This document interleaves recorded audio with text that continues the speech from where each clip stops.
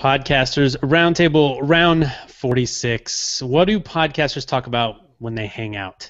All right, so that's really just a long title made up as an excuse for me to say, hey, we're just shooting the podcasting breeze. Like, I have joked several times on the Roundtable that, well, not quite joked, I'm serious, that we get a little closer to the original spirit of the Roundtable in that it's just me on a VoIP call talking to my friends, right? So because usually the inception of this show was, hey, maybe I hop on a call with Dave or Daniel or Nick to talk about one thing. Are you going to NMX? I don't know. An hour later, we're still sitting there talking about every podcast topic under the sun, okay? And it's been an hour, and I'm thinking, dude, what if this was recorded, right? So Google Plus came out with this awesome way to connect. Look at the ticker tape down there, the tiles, whatever they call them. It looks awesome. We are stacked, dude. It's stacked with podcasters. It's a lot. It is a male-dominated stack lineup there, but I think I have one more invite out. We can fill it all the way to the end. If Rob Greenlee, if you're watching, Rob, jump on in here. I think I sent the invite.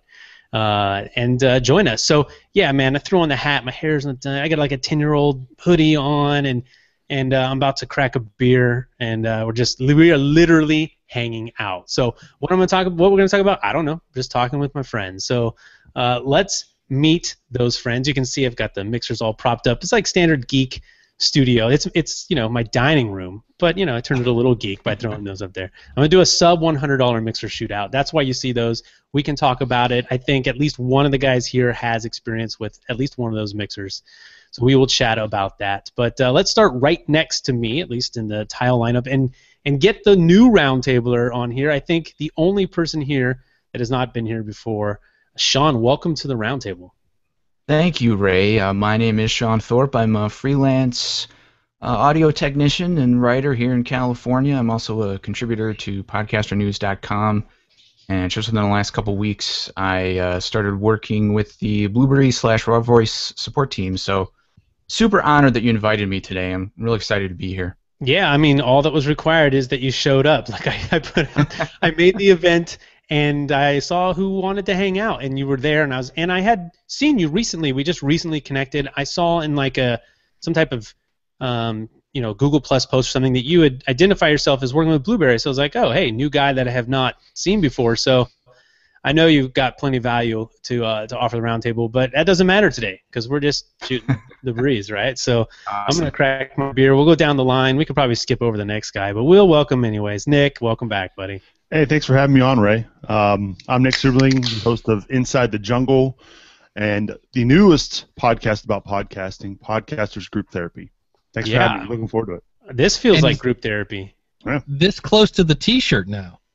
Yeah, too close, man. Too close. I'm really working hard, Dave. Wait, well, you don't work very hard. But if that's what you call it, we'll let you have it. All right, next to him, former, current, ongoing roundtabler. Once a roundtabler, always a roundtabler. So welcome back, Jim. It's good to be here, Ray. Of course, I podcast for Gallup as well as at theaverageguy.tv. Wow. So short and sweet. Barely have time to hit the record on the recorder, which I forgot to do. It's so casual that I forgot to hit record, right? I'm not the only one that does that. That's a podcasting faux pas. There you go, people. If you want to be like, I want to stop talking in like host mode. I feel like I'm hosting, but that's all right. Leading the conversation. People all the time might give you a hard time if you use a recorder because you say, oh, the software might crash. There you go. Human error. You might actually forget to turn on the recorder. So neither way is foolproof, man.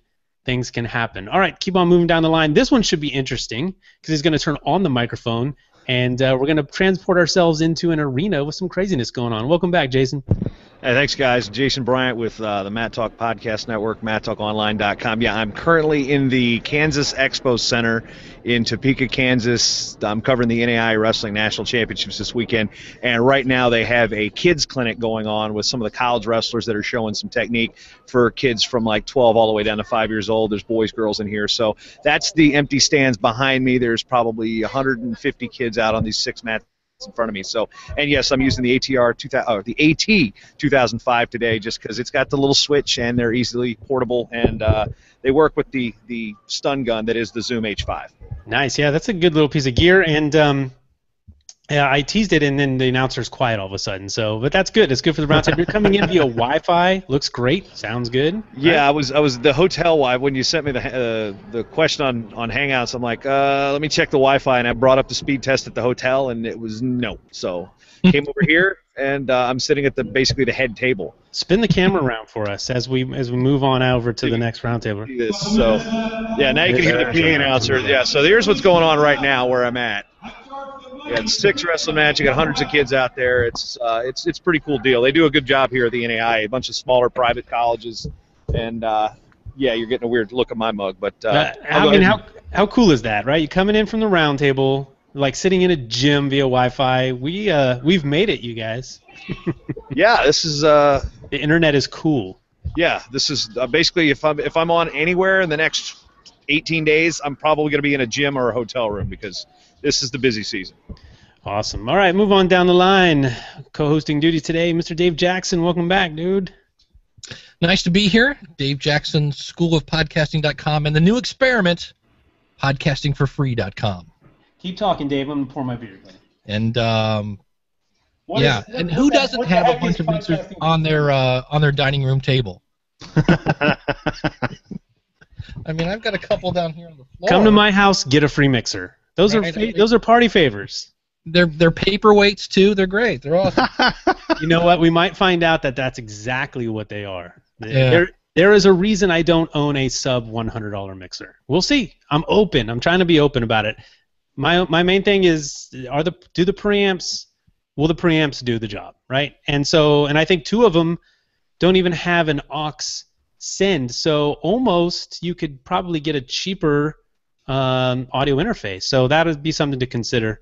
You can get a lot of things these days. Zoom H5, like Jason has, there's a lot of solutions. So the mixer becoming a less needed. Is it less needed? I don't know. Daniel, welcome back to the roundtable. Do you think a mixer is less necessary today than it was?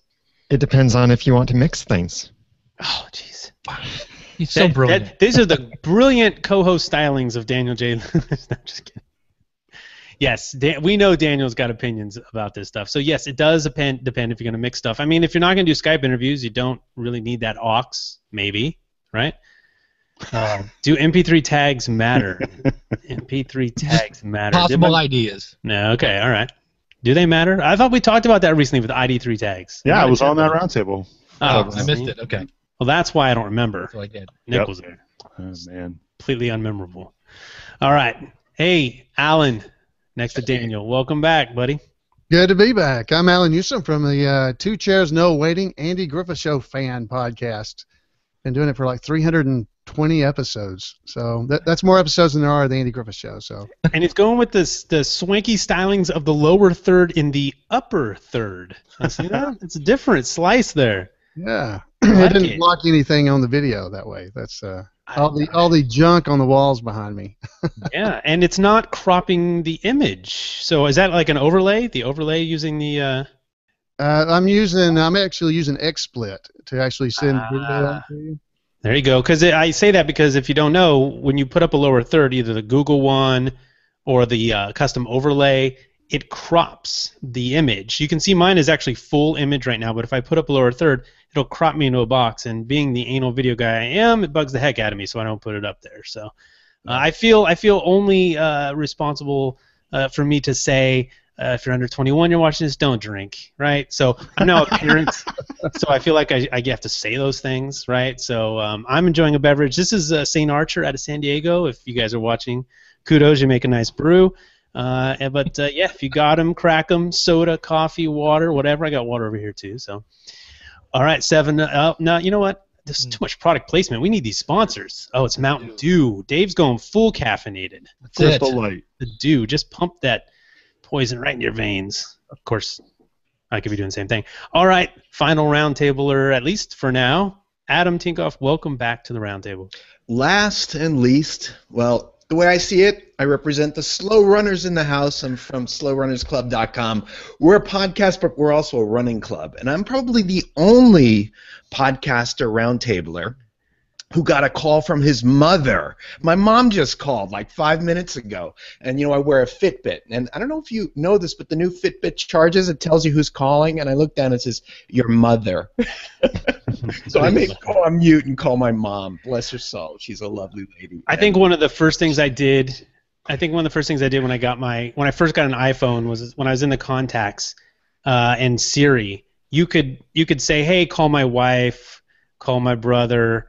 And I was like, let's see what this thing's got. So I put in my best friend, who's a male, as my mistress, right? So, and I said, Siri, call my mistress. And it dialed up my friend. I was like, oh, that's too good, right? And be in the car with my wife, and she's she's like, call my mistress. And it's just my buddy. No, I think my mom likes Facebook, and I posted that I was going to be on this show, so of course she wanted to call me to say, "Oh, have a great time, honey." That's like, awesome. I'm on the show, Mom. Come on. Hey, Mom, Ms. Tinkoff, send sandwiches. Yeah, she's wonderful. I'm so glad I still have her. So it's a blessing. Yes, you're very lucky. Your mom, wow. So my mom's bringing sandwiches, right? So there you go. And we're a Leave It to Beaver episode, which I loved. I saw them all. It's cool. If you started a fan podcast for shows pre-70s, I may have gone too far. What would it be? Lost in Space. Lost in Space. Yeah, that's a good one because you got the geeks. You're solid. My show's going nowhere. I might do. See, I'm gonna just go right off of Alan there. I'm just gonna go over to Leave It to Beaver, and I think there's some spin-off there, right? Probably Alan. Well, yeah, actually, Floyd the Barber on the Andy Griffith Show. He was actually on Leave It to Beaver. As Andy the Barber. Yeah. Aha. Whoa, he was he wasn't the same person. No, it's just a little trivia. Yeah, the thing I found interesting, you're talking about shows that were related to old classic TV. There are very few because I've tried to find other shows that I could kind of co-op with, and share stuff with, and there's really very few. There's no Leave It to Beaver podcast. There's no Dick Van Dyke podcast. There's nothing like that. Well, is there? So this is good. Is there a market to be had there, Alan? Though, what do you? It depends. Like basically with my show, it helps promote a store that's on the imaberry.com website called Weaver's Department Store. So I don't know how much it actually does impact, but people do find the podcast, so they do hear about Weaver's Department Store. And so there are purchases made that way. So, but you're not going to get rich and quit working. Like the rest of us. Right. But there is a little bit to be made there. So yeah. Hey Jim, you said you had this one, right? So this is the Alesis. If you're listening to the audio only version, first of all, I'm sorry. You can probably turn it off now. It's like, I don't know what's going to happen. But if you stick with us and you want to hear this, then you are one of the solid roundtablers. You're just really interested in podcasting, I guess. But this is the Alesis. I've got mixers lined up behind me because I'm going to do that shootout. I don't know if it's going to be a shootout so much as separate reviews, but this is the Multi-Mix 4 from Alesis USB 4-channel mixer. Now, this one does not have an auxiliary send, so you really couldn't do a mix minus with this. I'm trying to remember, why did I pick this one? Because of... It's cheap. It's cheap, and it's Alesis is a brand I like. Yeah. And the preamp actually doesn't tell you how high the preamp goes. So, yeah, this is just if you want a cheap version just to get your microphone or two microphones in.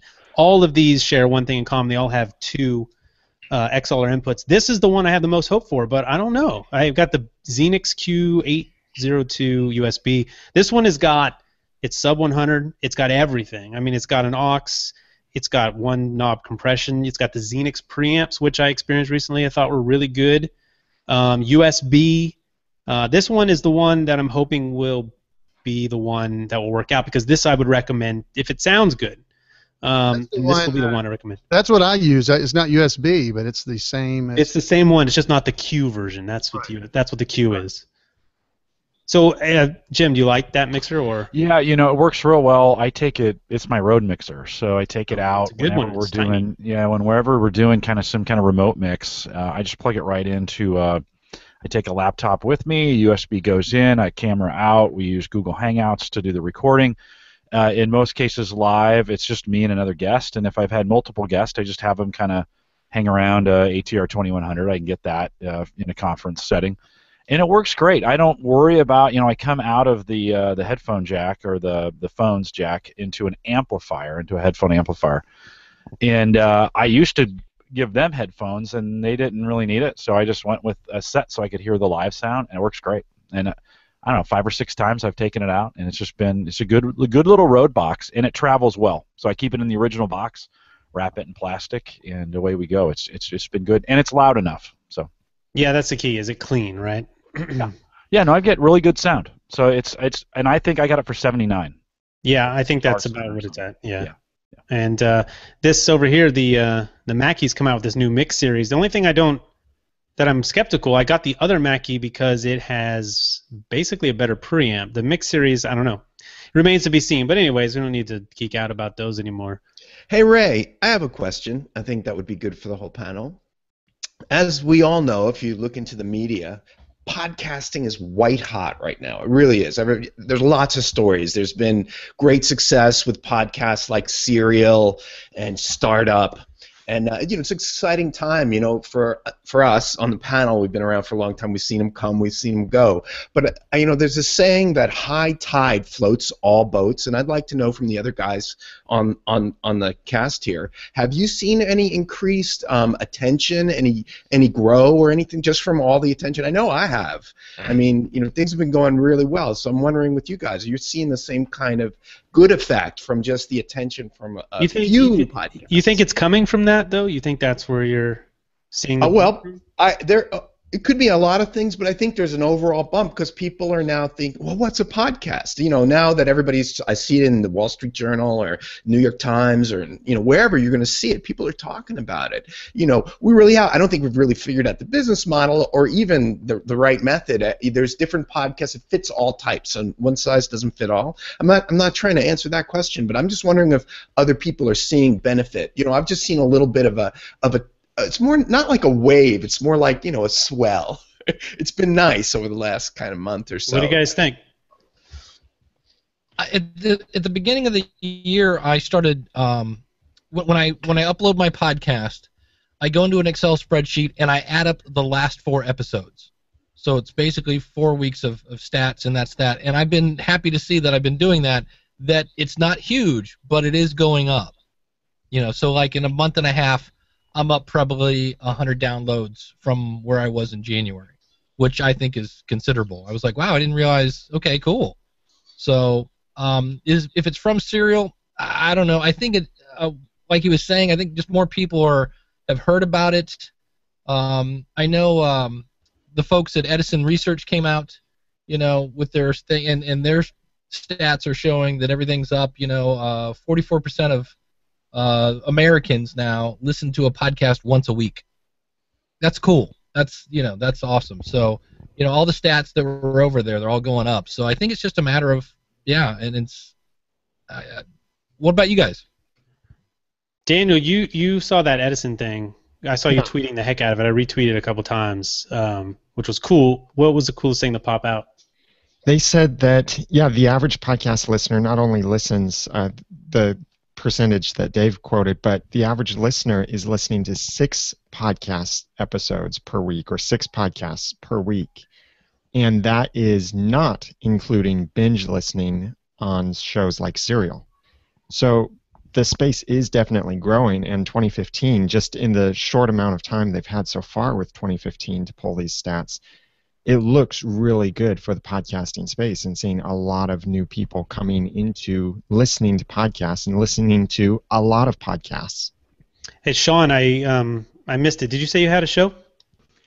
Yeah, I'm doing one show right now with my wife. It's really just a show that we do for fun. It's called Hyper Nonsense, and it's really just a very kind of, we call it podcasting 1.0. It's very kind of reminiscent of the early days of podcasting. It doesn't have any great niche focus, but as far as this thing about are these new podcasts bringing in new listeners, I mean, I'm not really seeing that so much in my numbers, but since that's the only show I'm doing and it has really no great focus for an audience, it doesn't get a lot of downloads anyway.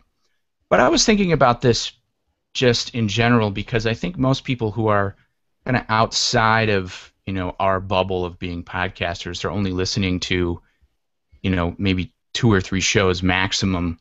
And if they're all kind of being shunted into those shows that are really popular to begin with, I don't know how much that kind of cascades outward.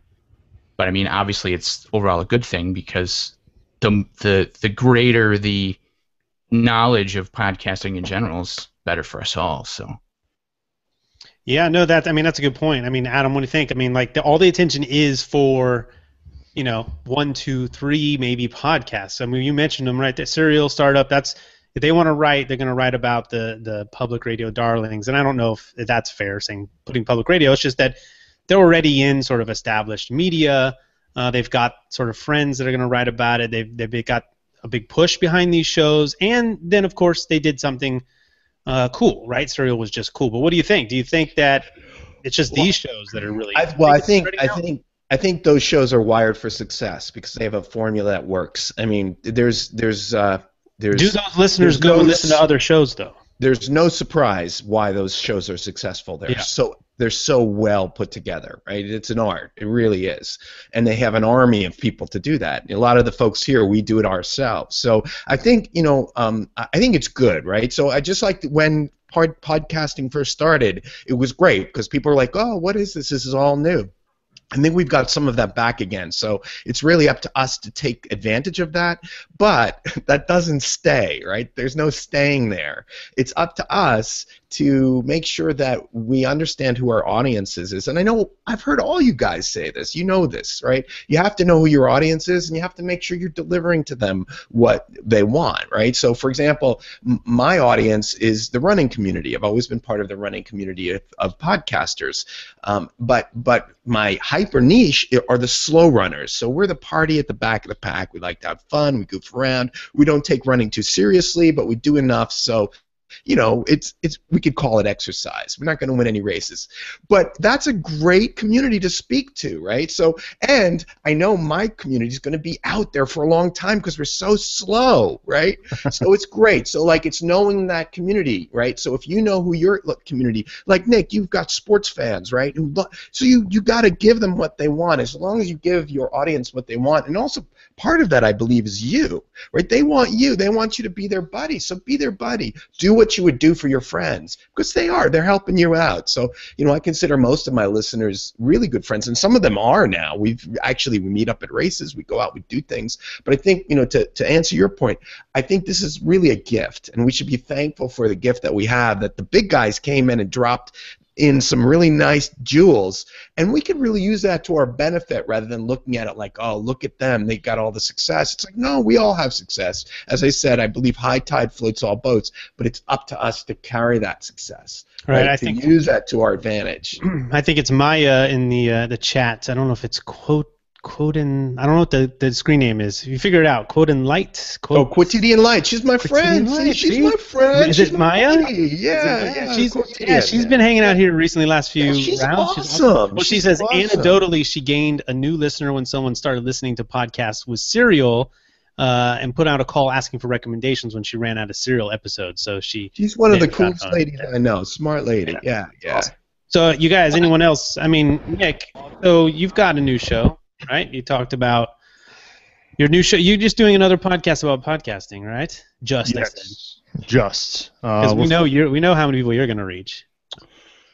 We've only done 4 episodes, so we're still trying to get people to pay attention to what we're doing.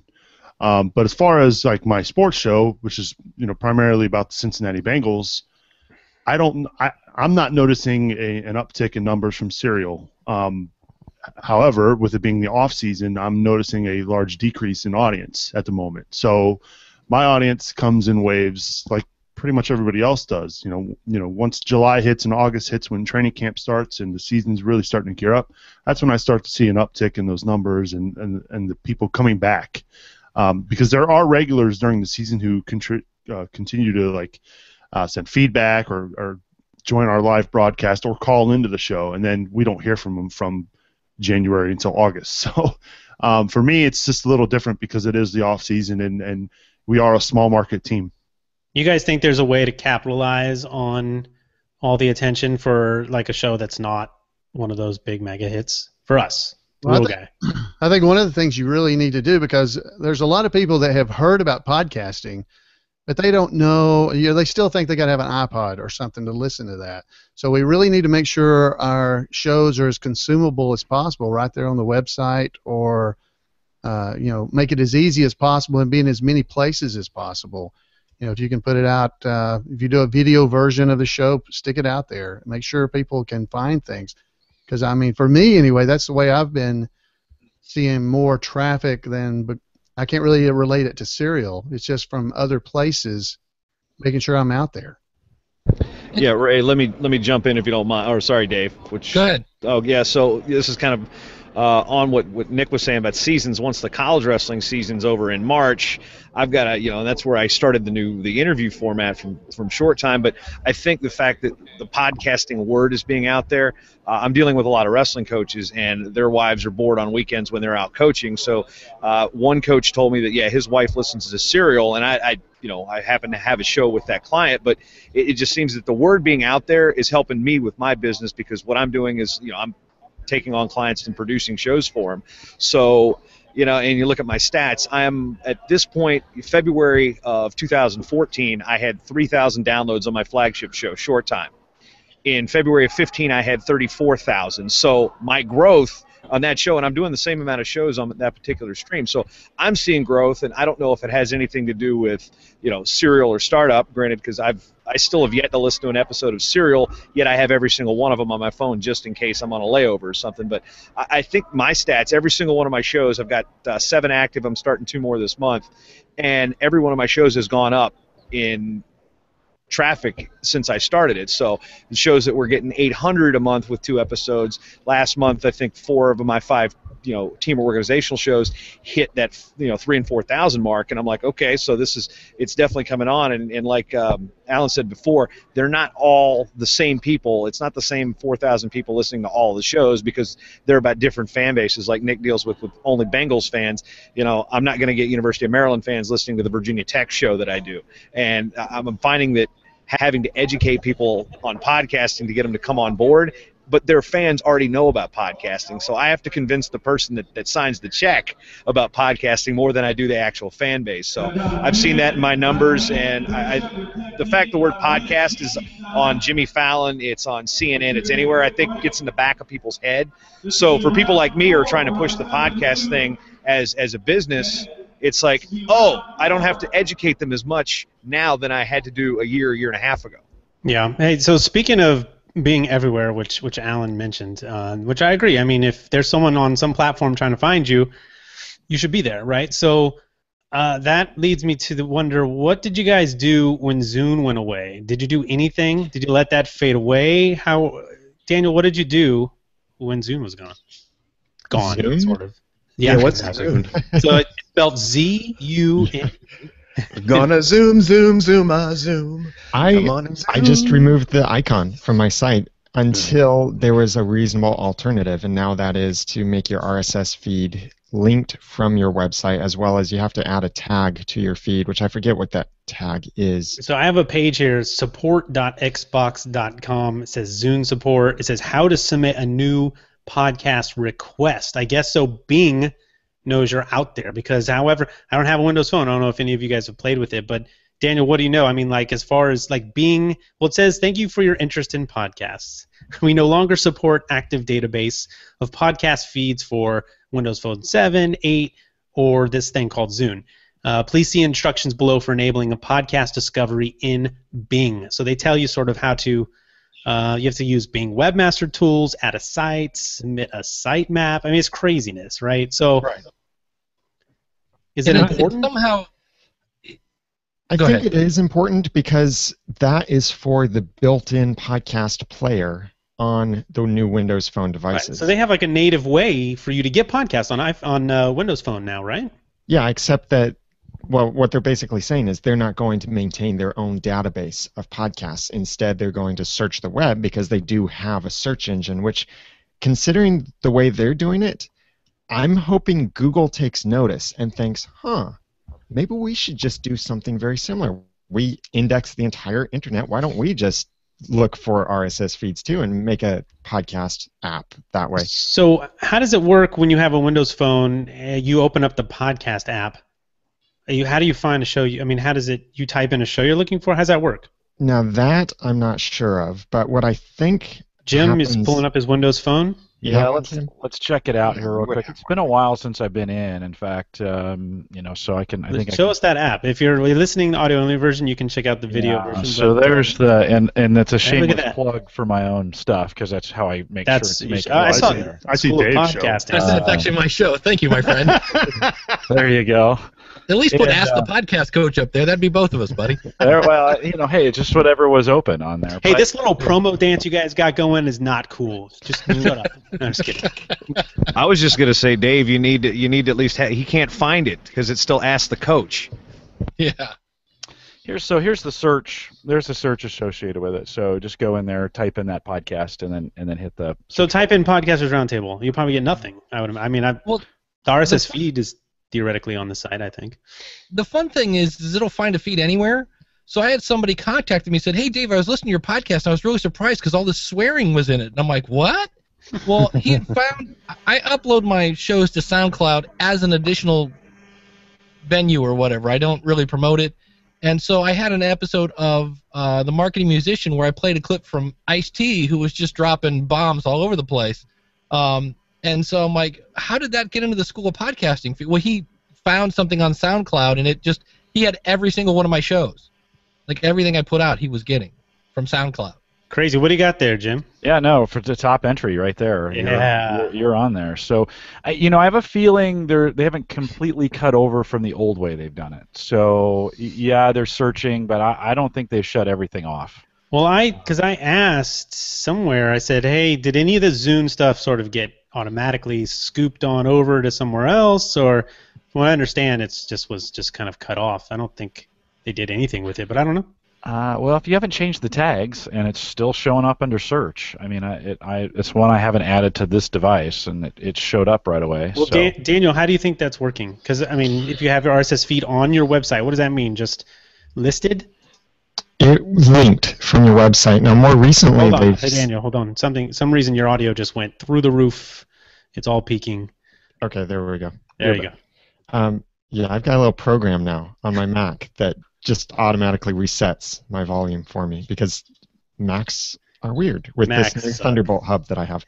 But the way that it seems that they're pointing people to start doing it now, instead of just linking to your RSS feed, is having a particular, if I understand this and remember this correctly, is having a particular tag in your RSS feed, which while all the other podcast apps and directories are deprecating the use of tags, Microsoft is now saying, oh, no, we want you to use tags. In fact, here's a tag that you should use. I don't know if that's going to stick, but I'm trying to find the page for the... Sean's shaking his head like... Well, I'm just surprised... Well, maybe I'm not surprised that, as Daniel is saying, that, all these other directories, including iTunes, are deprecating the tags, but then the Microsoft system is, oh, no, we'll still use those.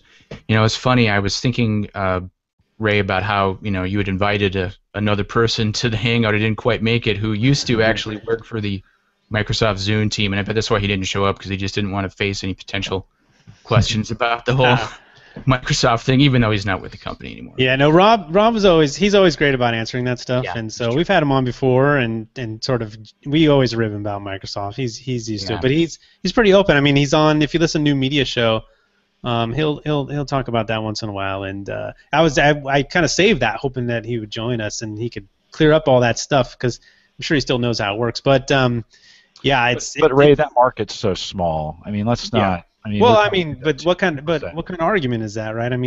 You don't know who that one person is listening, right? It's too easy to put yourself into a directory and be found and be done with it, though, right? I was just talking to someone about Stitcher, and he said he stopped submitting his show to Stitcher, and I was just like, he said he was getting 10 people, but again, it's like, if you have 10 people on Stitcher trying to find your content and they can't, why are you not there? I just don't get it. And if he, like me, hates the way that they degrade your audio, but I said, they're listening on Stitcher, they don't care, right? They probably don't notice a difference, or they don't care. So, Well, I'm glad we're on. I think what you're pointing at here is something that Jim would know. And Jim, I want to thank you for representing Gallup, which is a great organization. And I'm an executive director, and I've worked with Gallup as a customer for a long time. I don't want to talk about the company I work for, but and one of the things Gallup talks about when you're working with your associates is having engagement. Engagement is so important, and it's really that's all it's about is engagement. And this is what I'd like to kind of ask the rest of the group is, what do you do to encourage engagement? Because it really is, whether they found you in Zune or they found you on iTunes or they found you on Stitcher, that almost doesn't matter, because the real thing is how are you connected with the person you're trying to reach. And I'm finding, I've been doing some stuff on YouTube now, and we set up this amazing group in Facebook. The page never really did anything, but once we became a group, the group just took off. I mean, the group is just going like crazy. So, like, what do you guys do to encourage engagement with the audience outside of just putting out more shows? Is it, is it Twitter? Is it, emails? Or what do you guys do? Make it as easy as possible for them. That's one of the reasons for Facebook groups. Audio, Daniel. Stupid Mac.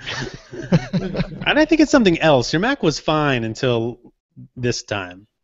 Yeah. What is going on? You have, like you said, it was something keeps throwing my mic input gain back up. Got you. We talked about this a little bit because my input on, if you go into the sound settings, will seem to default back up to another setting, but it's holding right now. Yeah, so I don't know what that is. But sorry, what I was saying is I think it's all about making it as easy as possible for people to engage. That's one of the reasons that Facebook groups are so successful, is that they're so easy. Not that people necessarily prefer a group, but a group is easy for people, because I think this study just came out that 73% of people in America use social networks, and Facebook is the #1 social network everyone uses multiple times in a day. So it's easy. They already have an account.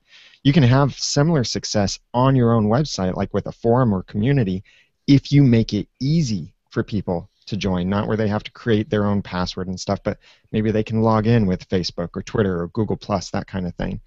So what are you doing then? I mean, are you giving like 5 calls to action? Talk to us on Facebook, Twitter, Google+, or what are you doing? Or one call to action? How are you handling it? With my show that has a forum, which is my Once Upon a Time podcast, I point people to specific areas for specific things. If I want them to comment on what we discussed in the episode, I point them to the show notes. Later on in the episode, I point them to start their own conversations and share their thoughts and theories and join the community by joining our forum. And that's also on our website. I never point people to our Facebook page. They end up just finding us there and liking us on Facebook, and no interaction there. And I don't want to start a Facebook community because I want to own the platform. I want it to contribute to our search engine optimization, and our forums are doing that. What else do you guys do? Who else does something different? So I'm different than Daniel in that case. For the enterprise stuff that I do, we do send them to Facebook quite a bit because we get such good interaction there. I feel like that overcomes the SEO, and that overcomes the, our own website branding. And the Gallup sites aren't built to sell, right? They're built for information at that point. And so I just find the engagement so good on Facebook right now. It would be crazy for me to go anywhere else. So we really do drive them to Facebook. Again, it's our situation. But just today, I mean, we've got about 3,700 in our Facebook group. And so we're getting 7 or 8 posts a day, and each one of those posts is getting 10 or 15, conversation a day in that thing. I'd be crazy to walk away from that. So on the other side, on the average guy stuff, Facebook, maybe one a week. And so it's not working as well there. We have other community stuff, but I think you got to go where it's working. If you got a forums that's working, keep it, go with it. They take a lot of time to set up, but if it's working from that standpoint, I just think I think podcasters don't realize how much they have to hustle out there to get those listeners. They just got to be out there doing stuff and interacting.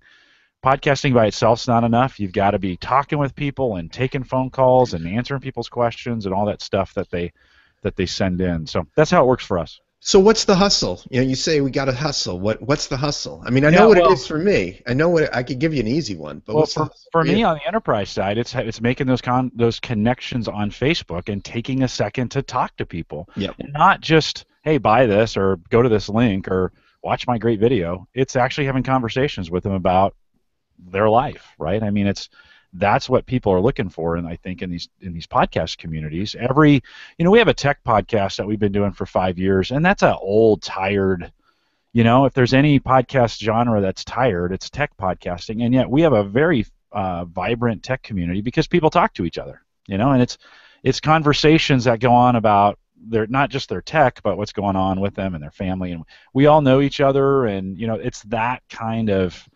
It's that I know their spouse's name, I know their kids, I know because we do meetups in the summer where we get together personally. I drive 10 hours to Indianapolis to go to a weekend meetup so that I can meet these people. I think that's hustle, right? So Dave, because you've talked about, or at least on this roundtable, where it's the take your time to spend it looking for new audience, or take your time to spend it with your audience, right? I mean, at some point, are you deciding which one to do there, right? I've been doing more of spending it with my audience. I started a meetup in Cleveland. I think I have 8 or 9 people that show up. I just had a couple more people sign up today. And at the last meeting, it really just turned into a giant, free consulting is what it amounted to. And I didn't care because I was getting input from these guys, too, in terms of where they were stuck.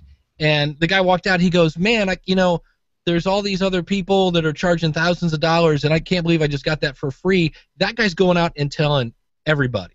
This is the guy you got to go listen to. He knows what he's talking about. So I heard a new phrase today, your brand advocate, and I hate that because I cannot say the word advocate, but that was kind of cool. And then just the other thing I did, Paul Culligan has a newsletter that if you sign up, he gives you 5 headlines that tell you, here's some things I found this week. So I switched my newsletter to that format, and I told my newsletter, I said, hey, just for the record, I'm not going to automatically blast you my show notes. I'll give you a link to them, but I want to let you guys know that when you get this email, I'm on the other side. So if you ever want to contact me, hit reply, and that will go, because some people it's do not ever reply at this email.com. And I'm like, no, I would love to hear you from that. So I've been getting feedback that way. So just trying to let people know, look, I am here. I have so many people that contact me that say, well, I know you're busy. And I'm like, I'm not that busy. I'm really not, if I'm too busy to talk to you, I'm too busy, and that's not good. And so I'm just doing my best to make deeper connections with those people that are here and just try to be, I don't want to be if somebody says, hey, Dave, I really liked your last show, I'm going to ask them a question. Why did you like it? Or tell me about your show. Something to keep the conversation going. I found that with my Bengals show, I don't point anybody to Facebook or Twitter. I mentioned that I'm on Twitter, and so if you want to follow me there, you can. But I don't have any conversations there, at least during the off season. But what I have found the most success lately is when I do these live shows. I live broadcast all my shows, and I have a phone line, and people call in, and I host a post-game show. So immediately after a Bengals game, whether you're fired up because they won or fired up because they stunk up the joint, people want to engage and interact immediately, and they want to have their voice heard, and it's kind of a way for them to vent, either good or bad. And so I've found a lot of engagement that way. And to your point about hanging with your audience or finding new audience members, for me, I have found over the last year or so that making the connections with the people I know who listen regularly has been real valuable. Do I want to grow my audience and find more? Sure, but I think the more personal you can make it with the people already listening to what you're doing and love what you're doing, that's where you're going to see more value. And the more people contribute to things like Patreon, to people that send emails or call you during your shows. So that's where I have found the most success. So Enzo in the chat, he says, a random question. For the group, how does everyone feel about creating seasons for your podcast? I feel like I've heard this a little bit more lately. Maybe I just caught a random thread or something. But you got a couple guys here who, well, it's interesting because Daniel actually is, his TV fan show podcast is current, and you've got Alan who has a show that you could essentially, it's like Netflix. You could binge watch the Andy Griffin Show if you wanted to, right? That would be a lot of binge watching. Do you know how long, if I sat down and watched Andy Griffith back to back, how long it would take me to get through the entire thing, Alan? It's 249 times 30, so whatever that is. Someone with quick math and a calculator can go ahead and do that for us. But Daniel, I mean, what do you think about seasons? Actually, I just did a podcast episode talking about seasons. Yeah, I stepped right into that. I just walked right into that. That was for Daniel. TheAudacityPodcast.com/seasons. I think that seasons could be a great idea depending on the content and depending on the podcaster. I think seasons benefit the podcaster more than they benefit the audience. One of the things that people like about podcasts so much is that they can continue to receive podcasts on a regular basis. And if you take a hiatus, they might unsubscribe. I don't think people are just so eager to press unsubscribe if you miss a few episodes, but they might unsubscribe, or when you come back, they might decide, I'm not really that interested anymore. But if you're constantly podcasting throughout the year, then you're keeping their interest. And especially if you're covering seasonal content like a TV show, providing content off-season feeds the fandom, and they'll love it if you continue providing content. Yes, the content may not be as good, but there are many things that you could do, but they'll love it because their regular content isn't there. So it's really a thing that I think you have to decide. 5 continuous days. I mean, I imagine that's nonstop. Maybe the 0.18 will give you room for bathroom breaks or something, but 5.18 days. Yeah. Strap on the Depends and go. That is exactly how I watch football. Jason, you were excited there over the seasons. Yeah, because of course, as soon as there's timing. Bob Gonzalez. But so here's the thing is with seasons, it would make sense for me to do seasons with my show because the college wrestling season is November to March. But, having run websites for so many years covering wrestling, when we talk about the like Nick said with the traffic dipping during the off season, I want to get away from that season because I want people to consume content about the sport year-round. So this is where, like last year when the college wrestling season ended and I was doing these updates versus the interviews, I was like, well, how am I going to get people to still listen when there's no college wrestling going on? So I went with more notable names. I found guys that were interesting from that tournament, and I did a lot of pre-recording stuff there. So I'd load up the front end, so I'd have a couple weeks out. But I find getting people to, I want them to stay engaged in the sport when there's no action going on. So in my situation, a season makes sense. But there's a couple other wrestling shows out there that do seasons. There was a feed that was about 8 months before their next show came around, and I spaced out on it. It was like, oh wait, this show in Iowa they're starting back up. I want like Daniel was just saying about keeping people engaged when there's no show. I want to keep my sports fan base engaged throughout the year and expose them to things that I'm kind of serving a role as an advocate for this sport. So in June and July, what are we talking about? Well, I've got to find something that's going to engage the listeners, so when March rolls around, they don't shut their computer down and go to no more wrestling websites. So I'm kind of that anti-season because I want more people to learn about this sport and discover the podcast, discover my network.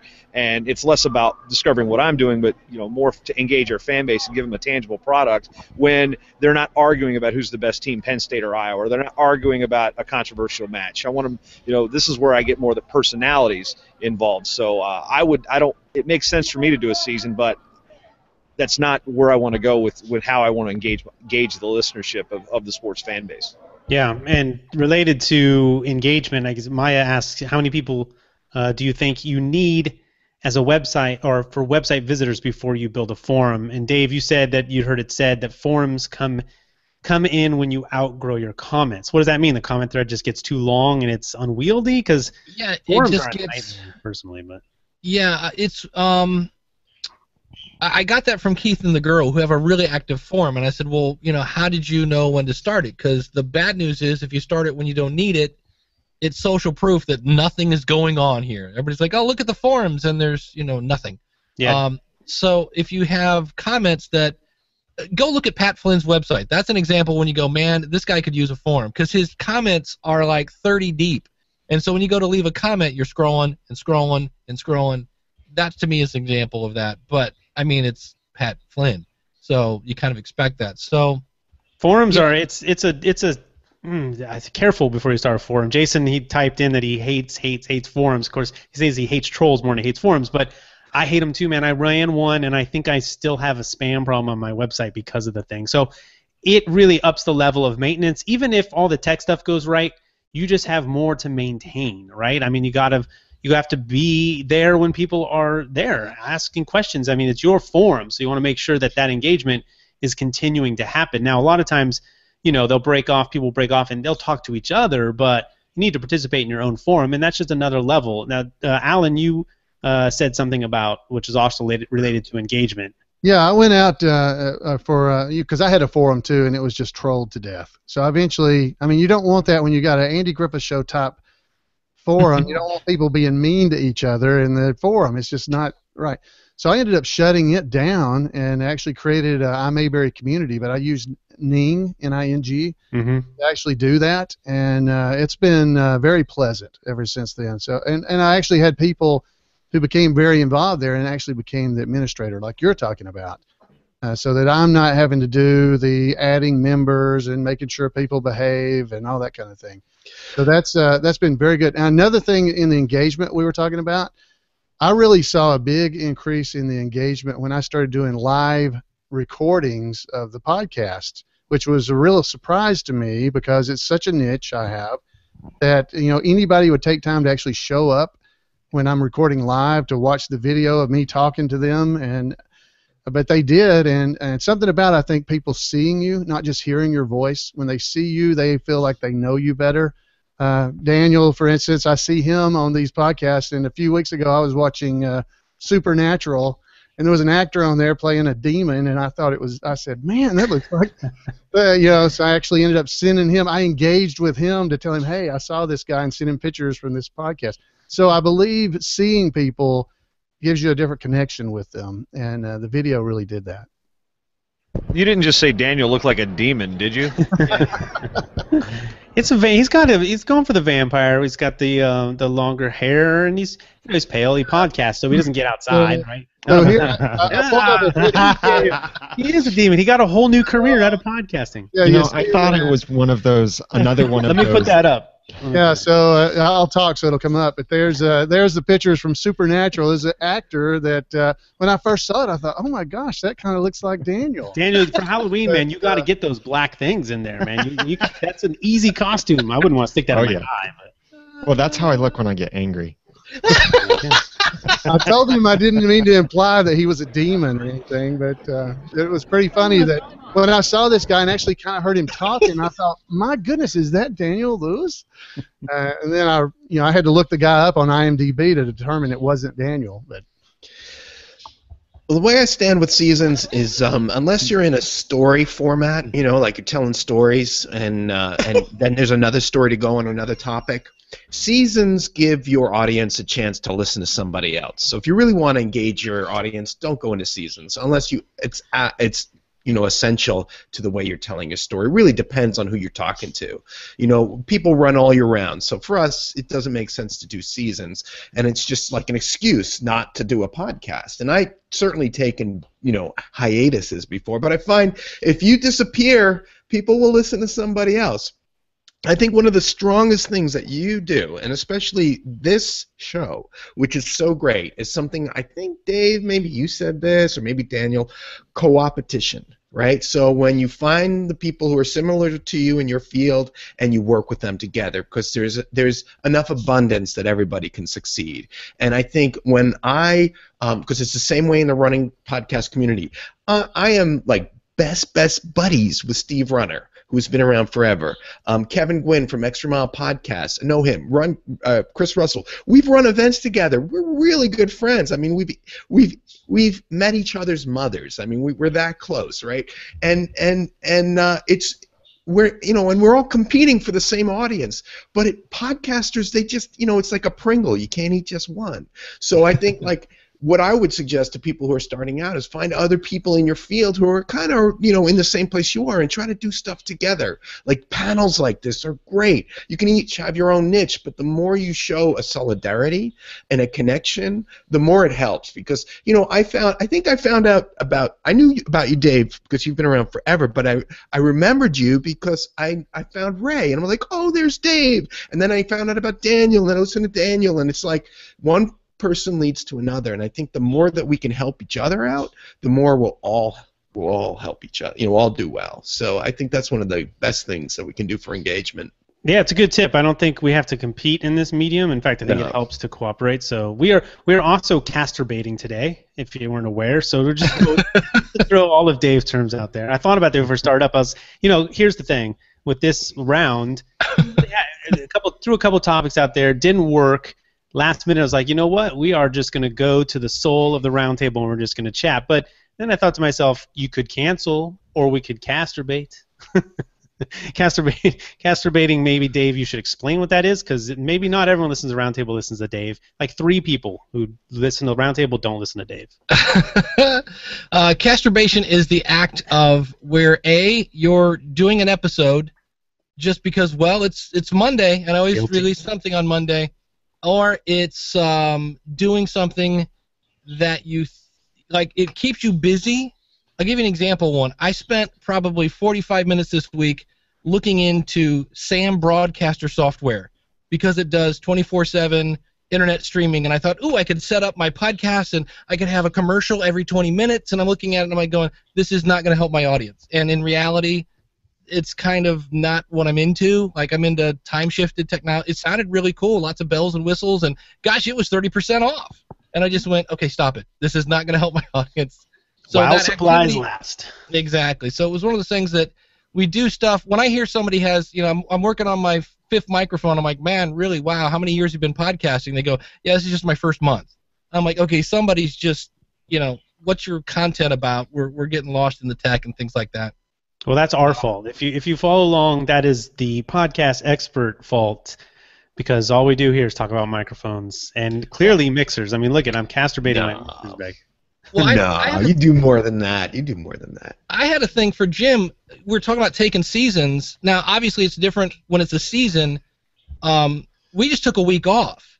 Like, we had a week where Jim was going to go out running, and I decided to go out with my wife. And so we just announced we're not doing the show next week, and I felt like when we came back, like the audience was kind of like, oh, cool, like it gave them a chance to miss us. Now they might have unsubscribed, I don't know, but it seemed like when we came back that there was a little more excitement in the chat room. That's like, hey, I missed you last week, Jim. What did you think? Yeah, no, I'd agree. I took 2 weeks off from my own show, and the numbers were up the week I came back. In fact, I saw people in the chat room I hadn't seen in months, and so I think there's something to that. One, I think podcasters should just take time off, right? Because it's silly to think you got to go 52 weeks in a row or whatever your schedule is. But especially if you're weekly, I think it's good to take some time off and just get away from it and let the listeners, kind of miss it for a week. And so, yeah, Dave, I recommend it. And just put some info in there, right? I mean, have a show ready to go that you can just fill in. Yeah, I have a theory based on some stuff that I see at work for a show that is bi-weekly, which has about 10,000 people who listen, compared to another show that is weekly that has about 10,000. And I'm actually kind of curious if a bi-weekly show, now this show is actually bi-weekly, once every 2 weeks, once a fortnight, whatever you want to say. I didn't know what that meant for a long time. I watched Charlie Brown growing up, and I was so confused by the French episode. Anyways, all right. I got Nick there. But anyways, I mean, when you go 2 weeks, I mean, we got that stat out here in the beginning of the roundtable that when you listen to a podcast, when you're a podcast listener, you really listen, right? So like the average, what was it, like six different shows or something like that, right? So when there is a new episode from 6 different shows every week, you get behind. It is hard to listen to that much content. So sometimes I feel like one show every 2 weeks gives your audience a chance to actually get to that episode. And could your numbers be higher if that one episode has a longer sort of chance to be listened? Because to be honest with you, sometimes if the podcaster moves on to the next week, I'm done. I don't have time to go to 53, which we are now past from 54. Total theory, totally the stuff that I would just throw out. Depends on how long your show is too, though. We do the same thing, Ray. We have two shows at Gallup that I do, and we alternate those every other week. So one's first Friday, third Friday, the other's second Thursday, fourth Thursday. And I find that keeps it fresh, and they ask for more. They're like, can you speed those up? One is we're going through 34 of our themes for our Strengths Finder, and they're like, man, I want you to get to the end because you're missing mine, right? That's the one, if there's one I want to hear. And so by going every 2 weeks, we seem to have created a little more demand that way. And so I think there might be something to that based on your material of just skipping a week or going every other week. So, Ray, I'm going to drop off. Thanks for having me on. I appreciate it. Thanks, Jim. Awesome to have you, always. Hey, Dave's got his screen up here, and all I see is a big giant pie chart. So let's see what that's all about. Pie. Pie. That's the stat. That's the one. 23% of listeners listen to 3 a week.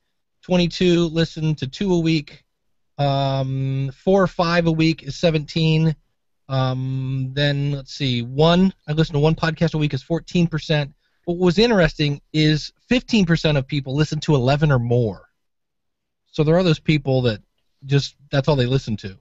So more people listen to 11 or more podcasts per week than listen to one podcast per week. Yes. By 1%. That's cool. Which shows that one podcast is the gateway to all those other slices. I mean, you see it right there. You go from 1 to 3 to 3 to 5, 5 to 10, 10 to 15, then there's just that. Then you're making your own podcasts. That's it. That's totally the way. Like, people are now, you listen to podcasts and then you make podcasts, right? Yep. I mean, it's probably, I imagine who started a podcast before they really listened to podcasts? Not really possible. Nick, that's not really possible. You just knew there was a tech existed and you just decided to start without listening to shows? I saw a report on CNN about this new form of media. I was fresh out of college with a radio broadcasting degree and sitting at home unemployed, needing something to do. And I said, I'm going to make a podcast. And, before I had even listened to one or even knew how to subscribe to one. So it's very possible, but pretty rare nowadays. Nick, I want to know, then, what was the first podcast you listened to after you already started your own? The first podcast I listened to was called Cubscast, which is about the Chicago Cubs. And they were the ones who helped me. I had a lot of questions, too, first starting out. Guys like you and Dave and Ray weren't around back in 2005. Well, Dave might have been. No, that's not a. I'm not trying to. That's not a. No, you're right. Dave's around. Old. We're all old, but yeah, back then, I had a website. I didn't have, there was no WordPress. There was no blogging type system out there that was easy to use. So I had a website that I had to handwrite my own XML code, which then I used FeedBurner to make an RSS feed, and I had all kinds of questions. I didn't listen to Cubscast, but I saw that they were a sports podcast, and there weren't too many of those around back in 2005. So I shot them a note and said, "Hey, how do I do this?" And they were very helpful. Now, since then, they have come and gone. They were banned by Major League Baseball and sued for copyright infringement. And from what I last heard, they're not even allowed to talk about the Cubs legally anymore. Which, how does that happen? Yeah, that's crazy. That's just crazy. How does that even happen? Like, usually we always hear it's to change your name. And what did they do to be like, Major League Baseball said, shut up? No, literally, you cannot talk. Yeah, how does this hurt baseball? The team really? You love, our team. Thanks for talking about it. You're banned. Here's what happened. They started a network, which we've all done. Well, not all of us, but it's something that we at least explore, maybe potentially. And they had a podcast for pretty much every single baseball team out there with the name of the team in it. So what I discovered is that the Minnesota Twins were not happy about this. The Cubs liked those guys. They were very happy with what they were doing, talking about the Cubs, invited them to conferences and that sort of thing. But the Minnesota Twins are the ones who complained about it, and that's when Major League Baseball stepped in and got involved and shut them down. It's not the first time baseball's done that, so. No, but usually there's like recourse, like change your name. Not you can't talk. If the word Cubs come out of your mouth. They must have done a lot of infringing. Yeah, there's be a lot of something else going on there. Jason, you had your virtual hand raised. Yeah, because I'm just making sure I flip this switch. Looks like we're done with the clinic. But this goes back to the previous point about how many people were podcasting before they listened to podcasts. Well, I've said on this previous roundtable before, and when I've called Dave and Jim on their show, is I was podcasting accidentally in 2008. I didn't know what it was, and then I saw this little iTunes RSS tag. I didn't even know what RSS was, and it was a WordPress site. Was using what was the predecessor to PowerPress? Was it PodPress? Yeah, that was in there, and I was like, I didn't know what it was. And then years later, I go to USA Wrestling to start USA Wrestling, the Matt Chat podcast. I'm still not listening to podcasts. So I really wasn't listening. When I started my first one, and like Nick, I was writing my own XML. I had WordPress, didn't even know that it did that. That's how much I didn't know about podcasting when I started my first true one that I knew was specifically a podcast. Now, when I started to do Short Time, Daniel, you're going to like this because you were the first actual show I subscribed to. Woo! And it's funny that I'm actually on this week because last year I live in Minnesota. I drove down here to Topeka, Kansas for this national tournament, and that drive is where I discovered the Podcasters Roundtable because I was listening to Daniel, who then talked about Dave and Ray, and so I started listening to Dave's show, and Dave talked about the Roundtable, and that was like 1 year ago. It was this long drive to Topeka, so I think it's kind of fitting that I'm actually on this week. But I wasn't listening to anything. It was when I started listening to other podcasts that helped me figure out, and I was listening to Daniel's and Dave's to figure out how to do things right, and that ultimately helped me. But I was doing shows before I didn't listen to it. I didn't have an iPhone when I started my first one. I used an iPad, but it was for slow running. Because I'm a slow runner, so I might like your show. But it wasn't until I started listening to podcasts that it really helped me go, okay, this is what I like to hear this. You don't steal ideas, you borrow ideas and make them your own. And it was listening to all those shows is like, okay, I'm doing this bass backwards. So, everybody, I changed not the format, but I changed my workflow. I changed the microphones because I was using a headset and it sounded really sort of muffled, So it was listening to shows have helped me make my own podcast, and then by perfecting what I like with my flagship show, I've been able to say, okay, I can do podcasts for other people, and it be by the Dons early, right? So, yeah, they're testing. Everyone stand up, please. So long story short, stretch. I can get long-winded here, but it wasn't until I started listening to podcasts that my own podcast became better. So, and of course, the Roundtable and Dave's show and Daniel's show were all a year ago. Awesome. So it's kind of weird. I just realized that as the light bulb went off. I was like, wait a minute, I was driving here last year when I listened to my first Roundtable. That's awesome. Well, we are really stoked to be a part of that. As I stare at your lower third, I can't help but think, wouldn't it be cool if your name was Matt? It's my middle name. Oh, see, you could be your celebrities. No, but here's one thing that's cool though with branding. I got my hats now. That's actually are cool. I do like that hat. Nice logo. Good job. All right, Matt Talk. Yep, go to the store, get your podcast gear. No, there's only 12 hats in existence. It's a little pricey right now. Right. Yeah, the initial run is just to hey, you've got a show with me? Here's a hat. Nice. It's like a Roundtable T-shirt, although it's a much more rare. Before we head out, Nick wants to ask a question, and we will get out of here. All right. I know we're short on time, so I'll try to make this as quick as possible. My show, Inside the Jungle, we are fortunate enough, we're doing our first live remote broadcasts in April for the night of the first round of the NFL draft. Never done a live remote before. So I'm just wondering if anybody here on the panel has had the experience of doing a live remote. I know, Daniel, you've done a lot of work for out at CES doing live shows and a week-long broadcast. But well, Matt is doing, Jason. Just kidding. Jason's doing a live remote right now. Sort of. Well, the problem I'm running into is I'm going to have 4 to 5 people on at a table, and I'm trying to figure out whether or not I want to go the headset route or have microphones with stands. It's probably depends on the people. Video. Will it be audio or video that you want to do live? I'll be doing it through a Hangout, just like this. Yeah. So the video is easy, right? You just can take care of video. I'm just going to put up one webcam and that is it. I'm not even going to worry about switching shots. I do a lot of live conference support, for the company I work for, and one of the things we do for this kind of thing, just make it as simple as possible. Like if you could have 2 guys share a mic and just to have fewer inputs, because 5 inputs, you're going to want an engineer to ride the board. But the fewer things that go into the system, the fewer things to break down. So try to make it as simple as possible. If you can do some mic sharing, that might really help you out. I mean, you guys did that live cast from MMX, right? Yeah, we were lucky. I mean, they had it was set up to do that, meaning that Right. all you had to do was show up. They had mics, mixers, everything.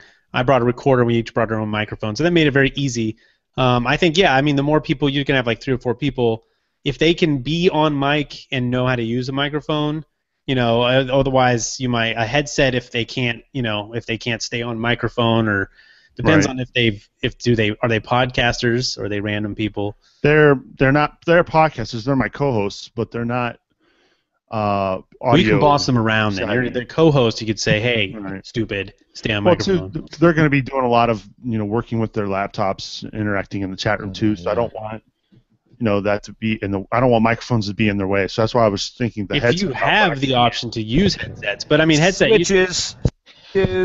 Yeah, Switches. yeah, but switches are great for a guy who they're gonna forget. They're gonna talk into. They're not gonna do the switches. We're gonna be You're at a bar, experienced sports enough bar, to do exactly. it. Yeah. Doing headsets would be difficult because you'd have to have. First of all, they'd need to be like XLR headsets. I mean, it sounds like you'd have to buy gear for that. Right. That's what I'm trying to do. I want to do. You could also look at just simply some dynamic microphones with gooseneck stands so that they're coming from the side, but they're not in the way of their computer. So their computer is directly in front of them, and the microphone is coming from the side or maybe even sticking up in the middle. So like they're reaching their arms around the microphone. That's the way, look at what Twit does with their live broadcasts. I've seen them with no pop filters, the Heil PR40s pointed directly up at the mouths, and they're looking over the microphone at their computers. If you don't mind lugging all that gear, I mean, like if you want to spend bucks, I love the Rode little thing that comes here and plugs in the mixer. I mean, that's spending money. But if you want to limit the money by taking what you have, then yeah, you're gonna have to grab some stands. Might have to invest in some ATR 2100s. Can't hurt. Yeah. I mean, I have a 4-pack of AT, some old AT, like 4-pack I got for like $100 for all 4. They sound fantastic. I mean, they sound like the ATR. I mean, you could probably get 2 for the price of 1, another Audio-Technica mic that just has XLR or something. So, if you have to buy stuff, I think there's probably stuff you could buy for that situation that wouldn't break the bank. But cool. Well, anyways, go ahead. I did have a thought on that, Ray. Nick, what type of recorder do you use? Do you have with a portable recorder? Just a Tascam DR05. Has it got XLRs on it, or is it smaller? Yeah, because this just popped into my head because I've got the H5 sitting on my the table right here, and I've got the add-on to add the 2 extra mics. That has the ability to be a USB microphone interface, so I'm kind of curious. Obviously, it's the shot in the dark. I don't know if anybody's done this, but if you ran the 4 mics in, took the XLR out into your machine, that way you can't do that. I was just curious if it would kind of maybe act that way, but just spitballing. You could use it as an interface and go into like a Google Plus Hangout though, like from one stream. It would be a mixed stream. Use the analog out from the H5. Why can't you use it as a USB audio interface?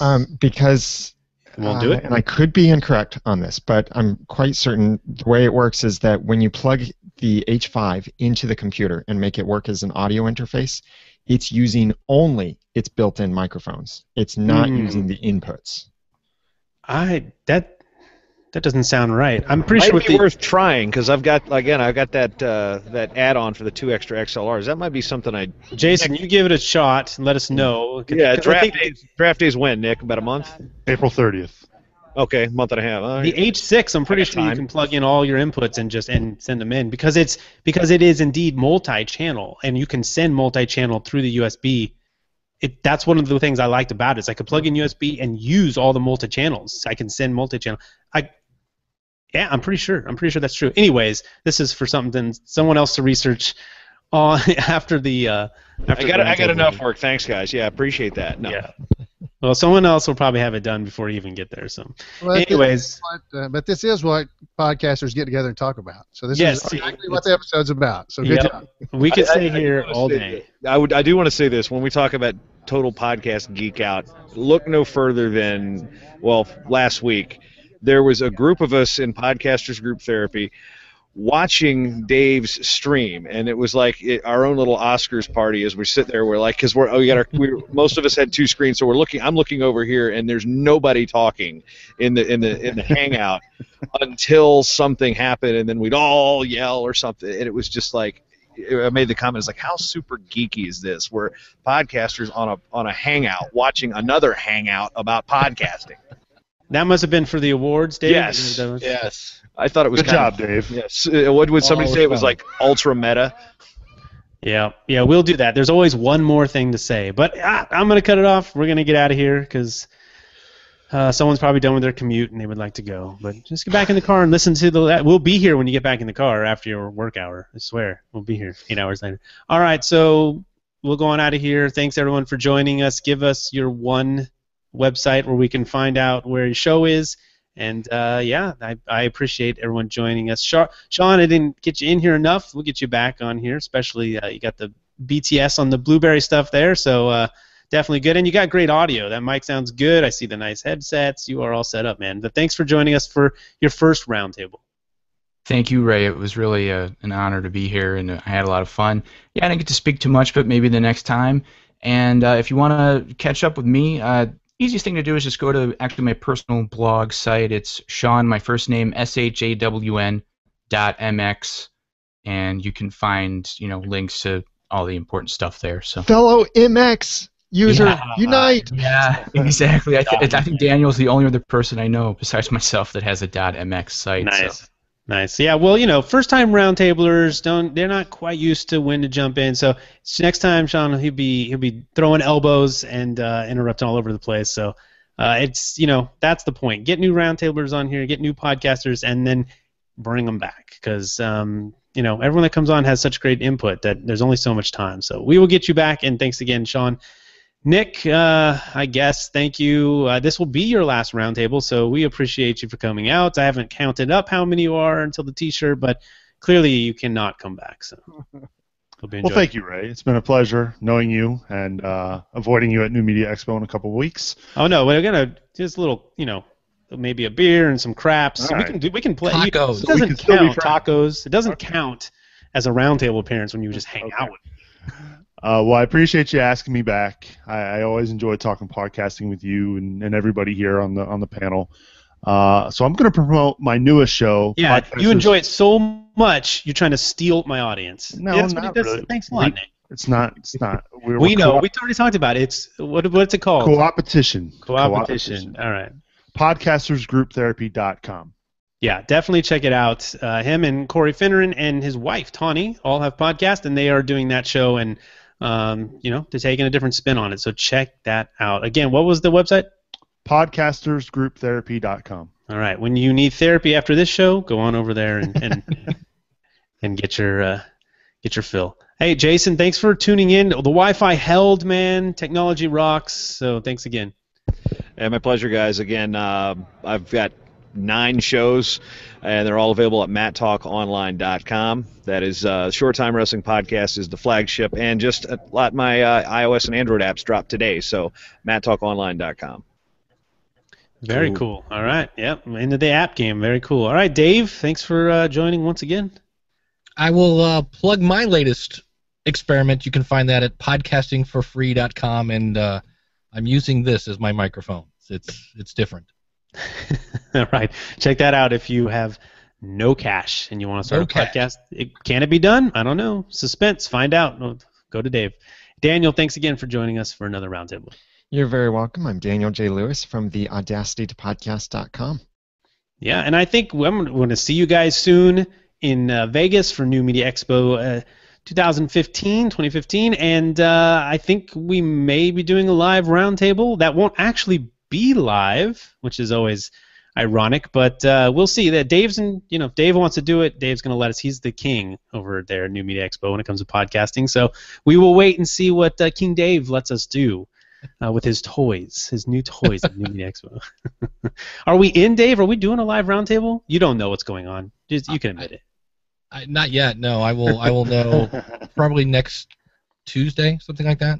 All right. We will. There will be another roundtable before then, so we will keep you posted. And but again, we're gonna have to listen to that one in the archive. So maybe I can prop up my iPhone, get some weak a Wi-Fi signal, and it'll be horrible. So we'll check it out. But Alan, thanks again for rejoining us on another roundtable.